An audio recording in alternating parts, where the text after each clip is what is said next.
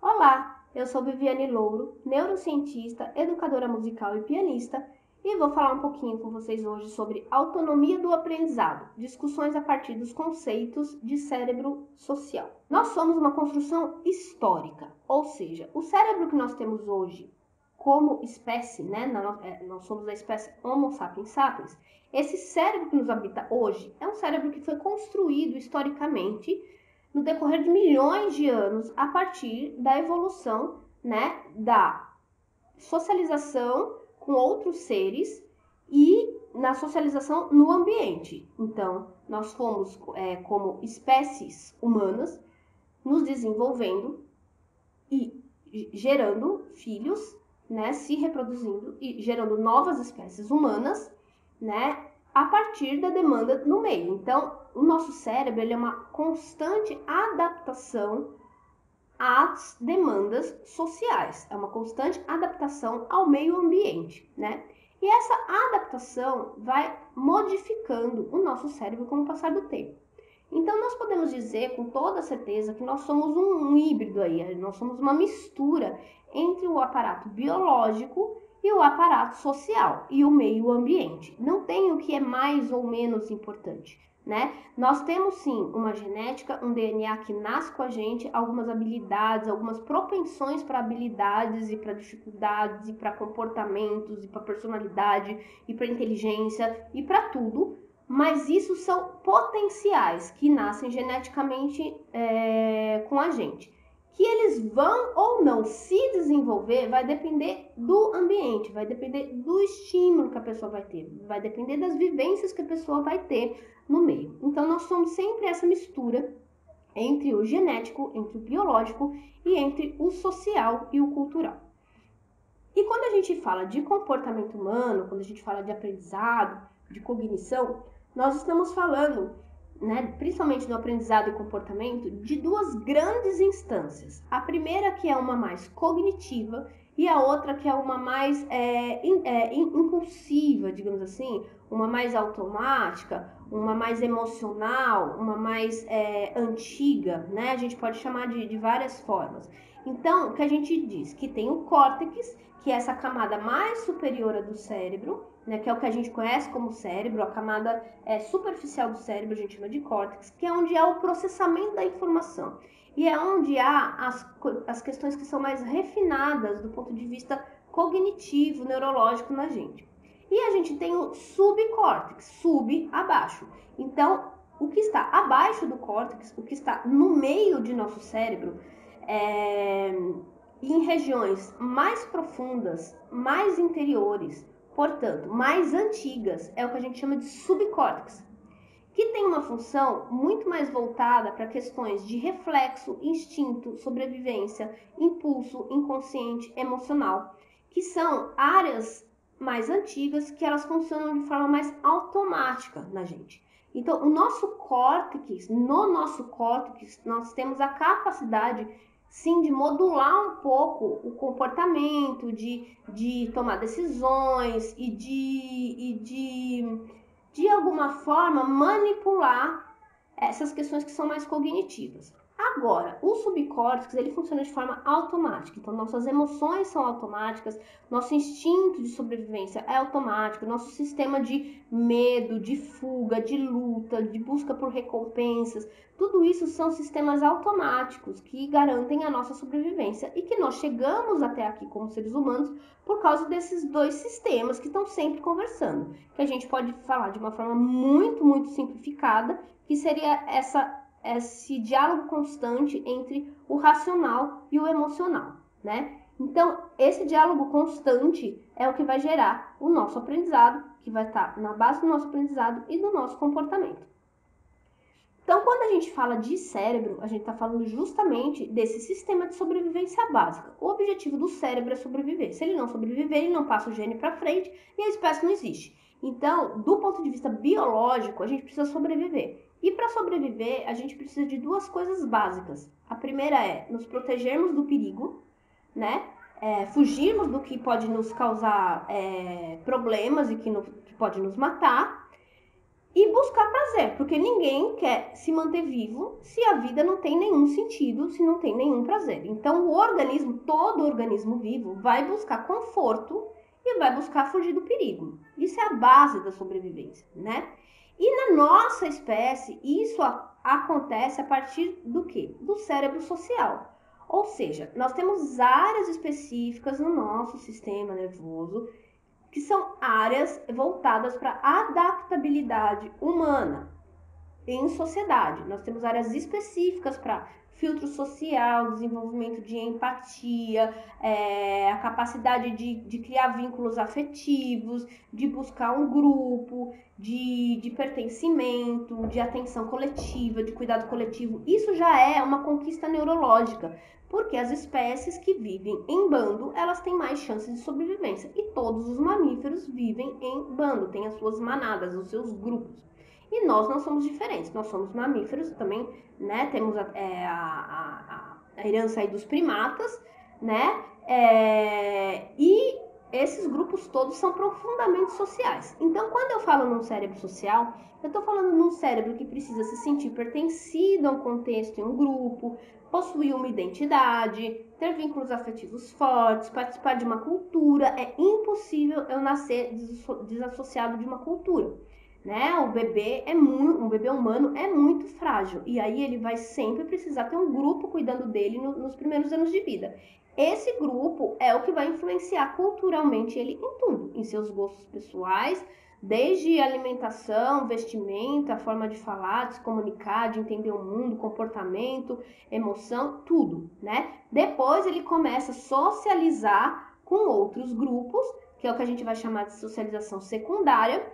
E esses outros grupos, sim, vão influenciar também essa pessoa. Então, nessa socialização primária, é a família.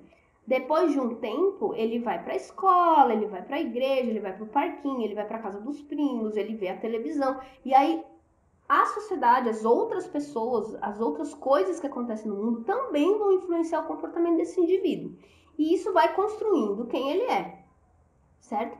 Isso tudo a gente chama de cérebro social, porque tem áreas específicas do nosso cérebro voltadas para essa adaptação coletiva, né? E que isso vai estar profundamente arraigado com as questões cognitivas e com as nossas emoções e os nossos sentimentos. Emoção e sentimento para a neurociência é algo diferente. A emoção, ela é algo mais fisiológico, né? Então, por exemplo, quando eu estou com medo, a emoção medo, ela me dá dor de barriga, vontade de sair correndo, vontade de chorar, perco a fome, vontade de ir no banheiro. Então, essas sensações físicas é a emoção medo, né? O sentimento medo já é mais cognitivo. O sentimento é algo mais cognitivo. O sentimento é quando eu conceituo aquilo que eu estou sentindo, percebo, entendo, dou um significado para aquilo. Então, eu estou sentindo medo porque eu tenho uma prova amanhã e o professor é muito bravo e eu tenho medo de reprovar. Então, tem toda uma construção cognitiva baseada numa história, numa vivência, que dá significado para aquilo que eu estou sentindo. Só que a sensação física do medo é o que a gente chama de emoção. Então, as nossas emoções e os nossos sentimentos, eles estão sempre com a gente. É impossível dissociarmos das emoções. Não é possível a gente viver desprovido de emoção nenhuma. Nós não somos seres amocionais, nós somos seres profundamente emocionais. E, claro, vamos ter emoções diferentes. Então, eu posso ter emoções que eu considero boas, outras ruins, né? Tem pessoas que falam assim, por exemplo, o psicopata é uma pessoa sem emoção. Não, ele tem emoção, só que ele não tem emoções refinadas sociais. Ele não tem empatia, ele não consegue se colocar no lugar do outro, ele não tem generosidade, ele não consegue sentir a dor do outro, ele não consegue se importar com a outra pessoa.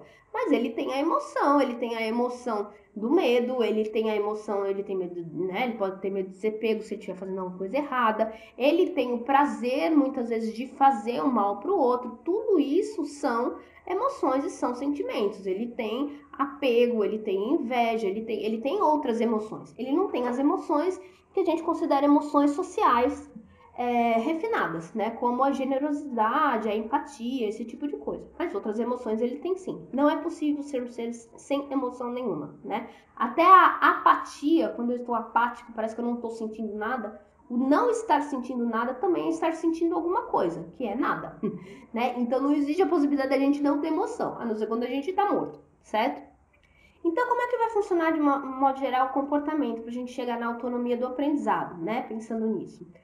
Que quando a gente nasce, a gente, como eu disse, vai nascer dentro de uma cultura específica, né? Vai nascer dentro de um meio, um grupo de pessoas que vai cuidar da gente. Esse meio, esse estímulo desse meio, essa cultura, esse coletivo, esse grupo, né? Que vai gerar na gente experiências. A gente vai passar por experiências dentro desse coletivo e essas experiências vão se tornar memórias, né? Então eu vou ter várias experiências boas e ruins na vida, que isso é o que acontece com a vida de todo mundo, e eu vou ter que lidar com essas experiências. E essas coisas que eu vou sentindo a partir dessas experiências vai gerando as minhas memórias, que podem ser positivas ou negativas, ou do ponto de vista de sobrevivência do cérebro, não existe nada negativo, né? Até quando eu tenho um trauma muito profundo que eu acho que é ruim, para o meu cérebro, ele entende aquilo como uma forma de me proteger do perigo. Ele gera um trauma para eu evitar aquilo e não me põe em perigo. Então, do ponto de vista biológico, não tem nada que é negativo.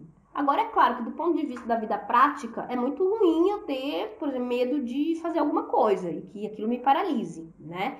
Então, é claro que eu interpreto aquilo como negativo, mas a gente tem que entender que as sensações, os sentimentos, as emoções que a gente não gosta de ter, elas também são importantes para a nossa sobrevivência, né? E aí, voltando aqui, são essas experiências que eu vou tendo no meu dia a dia, que vão gerando essas memórias. E a partir dessas memórias, eu vou gerar o meu filtro de atenção no mundo. Então, se eu sou uma pessoa, por exemplo, que a criança passa por muita violência doméstica, quando, né, ela tem uma vida muito desestruturada, uma família muito disfuncional, passa por muita violência, isso vai gerar, por exemplo, uma visão, pode gerar, né, para ela uma visão de mundo muito mais pessimista. Ela pode achar, por exemplo, que não é possível confiar nas pessoas, que adultos são pessoas perigosas, porque se os pais que tinham que cuidar dela são os agressores, como que ela vai confiar em alguém? Então, por exemplo, ela pode gerar uma personalidade muito arredia, com muito medo, que pode fazer com que ela seja uma criança muito impulsiva, violenta, ou uma pessoa, ao contrário, muito submissa, porque tem muito medo, né? Então, essas experiências que essa criança vai tendo, vai gerar o jeito que ela vai se comportar no mundo. E o jeito como a gente vai se comportar no mundo vai gerar o nosso foco de atenção no mundo. Então, se eu acho que todo mundo é perigoso, porque todo mundo pode fazer mal a mim, eu vou ter medo de me relacionar com as pessoas. Então, a minha atenção ao meu redor vai ser voltada a me proteger das pessoas que podem me fazer mal, porque é naquilo que eu acredito, porque foi aquilo que eu vivenciei. E o contrário também é verdadeiro. Se eu tenho uma infância boa, amorosa, pais acolhedores, que escutam, que não são julgadores, que aceitam a pessoa, que educam sem violência, né? Uma infância com uma alimentação boa, com estímulos culturais, que faz esporte, que faz artes, que passeia, que tem bons amigos. Essa pessoa vai ter memórias boas da infância dela e ela vai ter uma visão de mundo provavelmente mais otimista, uma pessoa com uma tendência a ser mais generosa, uma pessoa tem uma tendência a ter um comportamento mais sociável, né? Justamente por causa das experiências que ela teve. Então, o que eu estou querendo dizer? Que são as memórias, as coisas que a gente vai passando na vida, que vão gerando essas memórias, que vão gerando a nossa atenção, o nosso filtro de atenção social, né? E que isso vai sempre estar conversando com a cognição e com a emoção.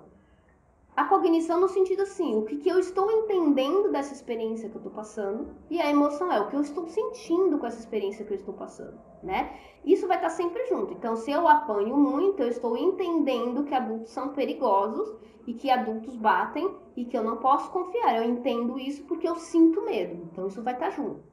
Se eu tenho uma infância boa, autônoma, né? Uma família que me incentiva a estudar, a pesquisar, a saber fazer as coisas sozinho, a procurar, a instigar a curiosidade, eu vou ser uma pessoa que eu vou entender que eu tenho que explorar o mundo, eu vou entender que eu tenho voz, eu vou entender que eu mereço estar em certos lugares, né? Porque eu vou me sentir bem fazendo isso. Então isso vai estar sempre junto. A emoção e a cognição vão estar sempre conversando.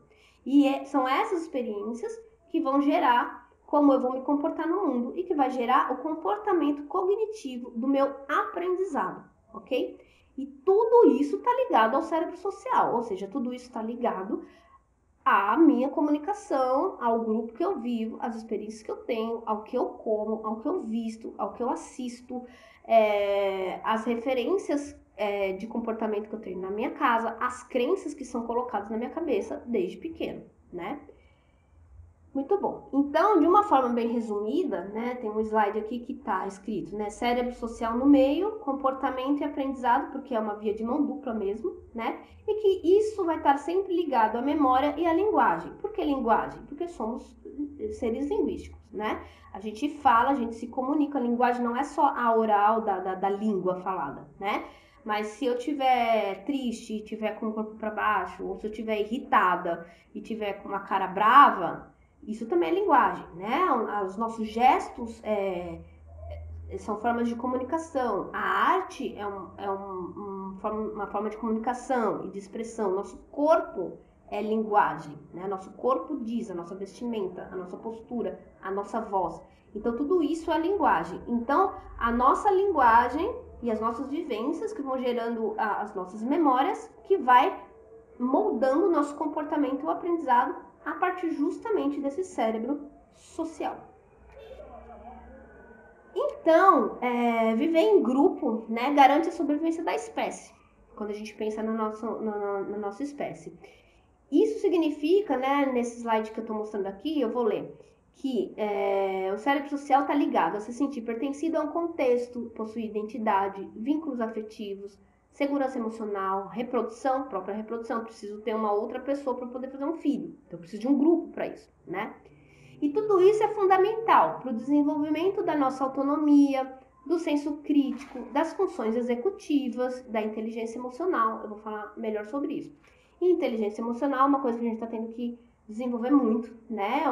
Só fazendo um parênteses, nós adoecemos muito como sociedade, principalmente depois da pandemia, e isso tem a ver com o fato da gente ter ficado isolado, a gente ter perdido os vínculos afetivos, a gente ter sofrido muito medo de morrer. Teve gente que perdeu de fato muitas pessoas, perdeu o emprego, perdeu a autonomia, né? Então, todo esse sistema de alerta, todo esse medo que a gente passou, toda essa privação de liberdade fez com que as pessoas não se interagissem e isso prejudicou muito o comportamento em grupo. Então, agora que as pessoas voltaram, tá muito difícil conviver em grupo, né? As pessoas estão mais intolerantes, as pessoas estão mais violentas, as pessoas estão mais sem paciência, as pessoas estão mais adoecidas, mais estressadas, mais irritadas, né? A gente tá vendo aí um grande número de situações de violências em escola, de alunos contra professores, de massacres e de coisas absurdas, que isso sempre existiu, mas tem aumentado um pouco, mesmo porque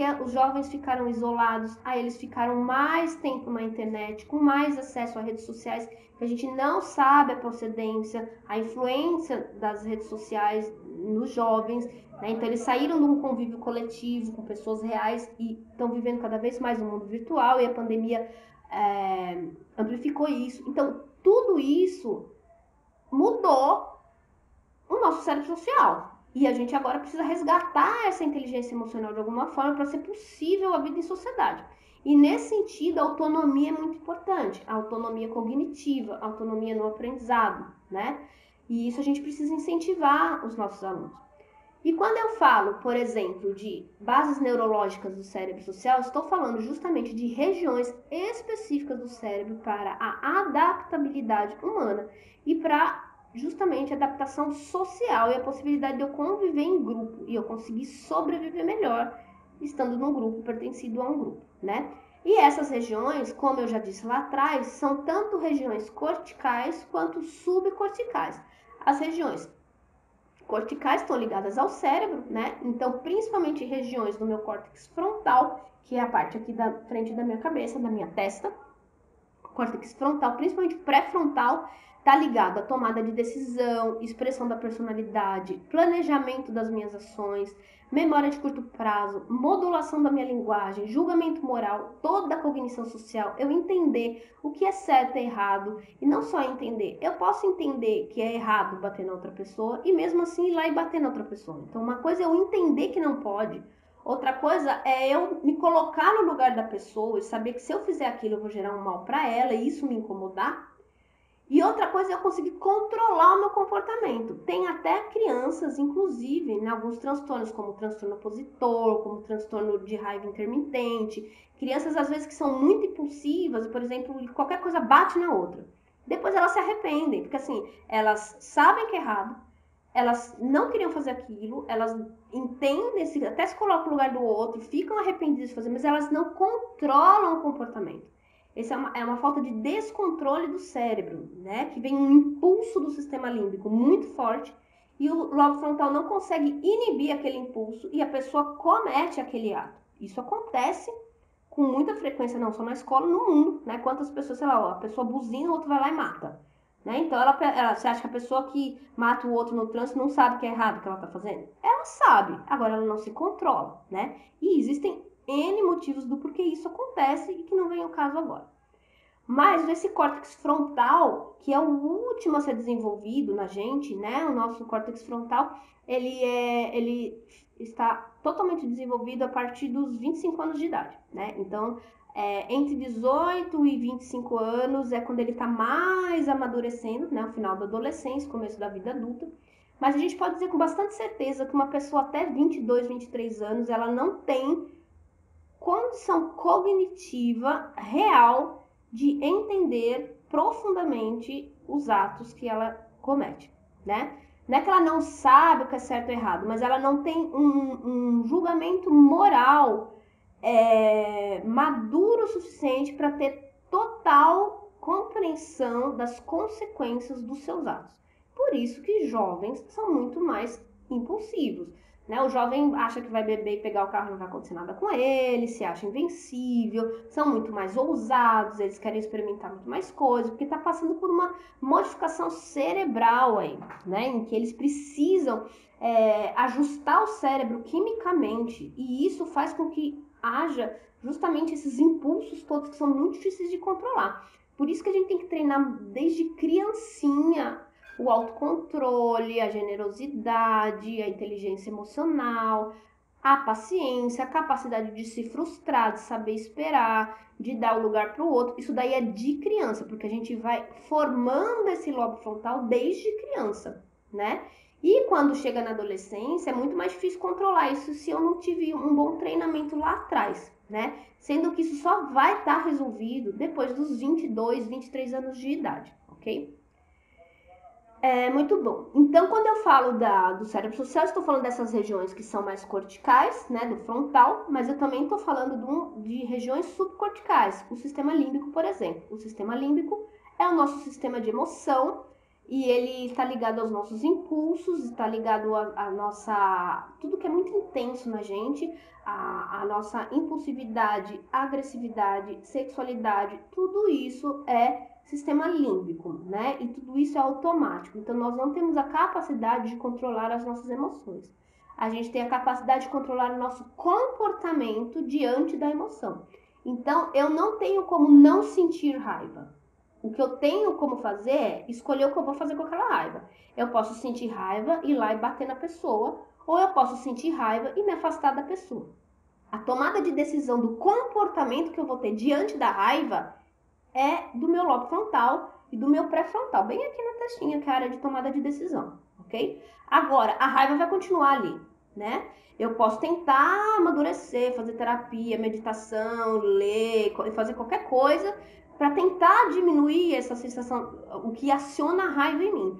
Mas as emoções, elas são muito mais primitivas, né? Então, isso para tudo. Eu também, por exemplo, eu não tenho como escolher se vou me apaixonar, né? A gente se apaixona. Quantas vezes você fala assim, gente, mas eu não queria gostar dessa pessoa. E quando você tá lá gostando, ou a pessoa fez mal para você, você continua querendo estar com a pessoa. Porque isso é automático, isso é emocional. Eu vou escolher o que vai fazer com aquilo. Eu escolho se eu fico lá me humilhando para a pessoa ou se eu vou embora. Mas eu não escolho o que eu sinto pela pessoa, né? Porque a emoção, ela é automática. Então, a emoção, ela também vai estar ligada a todo esse cérebro social. Porque são as emoções que, justamente, aquilo que eu falei, o que eu sinto com as vivências que eu vou tendo, que vai mudando o meu comportamento. Então, se eu me sinto muito feliz tocando piano, eu vou querer cada vez mais tocar piano. Se eu me sentir triste tocando piano, eu não vou querer tocar piano, né? Então, são as emoções que vão motivar o meu comportamento. E o meu comportamento sempre vai estar dentro de um grupo. Então, as emoções também estão ligadas a esse cérebro social. A capacidade de teoria da mente, também que está ligada a uma região que a gente chama de tempo parietal, que é mais aqui atrás, assim, entre o lobo parietal, aqui em cima, e o temporal, né? É uma região muito voltada para a compreensão do contexto social. Então, eu fazer uma leitura emocional das pessoas está ligado à teoria da mente, né? Alguns quadros diagnósticos, como por exemplo, deficiência intelectual, até mesmo transtorno de conduta, autismo, podem gerar problemas de teoria da mente. Então, podem ser pessoas que têm uma dificuldade maior de compreender o contexto. Então, elas podem levar informações mais ao pé da letra, não entender que você estava querendo dizer outra coisa, não entender ironia, duplo sentido, né? A pessoa pode chegar numa festa, tá todo mundo chorando, e ela fala assim, eu vim na festa, e ela olha todo mundo chorando e continua lá querendo fazer a festa, sem entender que aconteceu alguma coisa de errado para tá todo mundo chorando, né? Num lugar que era para todo mundo feliz. Então, isso é teoria da mente. Isso é profundamente cérebro social. A gente precisa ler o contexto, a gente precisa ler as pessoas para a gente poder entender como a gente tem que se comportar diante daquele grupo.